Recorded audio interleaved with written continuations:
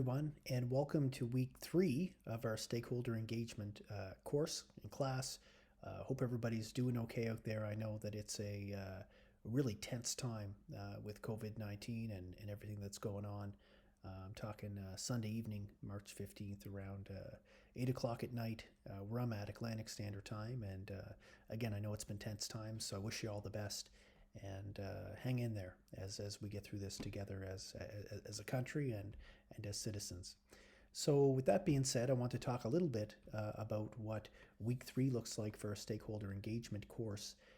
As you know, if you've done any of the readings so far, either the one by Freeman from 2001, by Freeman and Strand and Freeman from 2015, or watch the video from Freeman, this week we're really going to look at stakeholder engagement from the perspective of sort of a corporate perspective, if you will.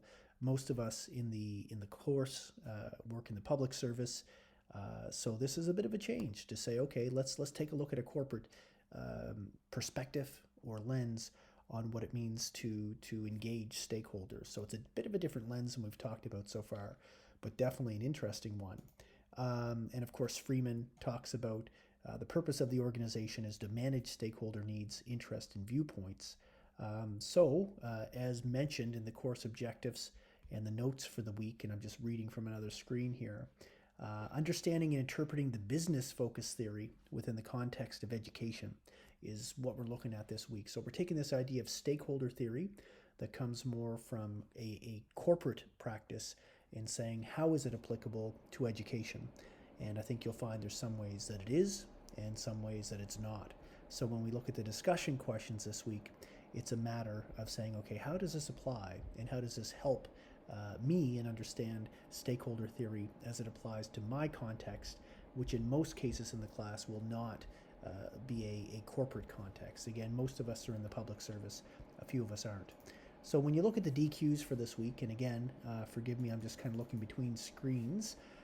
So once you think about stakeholder theory and what you learned about stakeholder theory from the video and the 2 articles, share one thing you found interesting, one idea you'll integrate into your own practice, and one question you still have. So back to that idea when you think about, well, how would I integrate what I've heard from a corporate perspective on stakeholder theory into, let's say, education or some branch of the public service. I know we have a few early educators and people in other public sector domains. What do you see as the connection? What can you take from the corporate piece of stakeholder theory and bring into your perspective? So I really want you to think about that in the first video and try to make some of those connections. In the second DQ, it gets set up where we say stakeholder theory is about businesses creating value for their stakeholders. And Freeman talks about how businesses can't just consider stakeholders in isolation or just as one entity, and how do you consider them all? And that's part of the readings as well. And even in the notes I put in week 3, I isolated a couple quotes similar to that.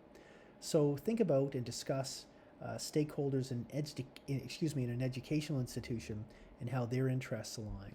So what Freeman and Strand are telling us from the articles and from the video is that businesses have different stakeholders, and how they balance those stakeholder demands are key to perhaps not competitive advantage like Strand and Freeman talked about, but corporate advantage as discussed in the Strand and Freeman article. So how do we make sure in education that we learn from what businesses are doing with stakeholder theory and make sure that in education or in the public sector, we're ensuring that we hear a variety of stakeholders and trying to find ways to align their interests. So in many ways, kind of the common theme between DQ1 and DQ2 this week is really thinking about what can you take from stakeholder theory, which is from the corporate sector, and then bring into your sector, which is probably public service. So that's what I really want you to think about.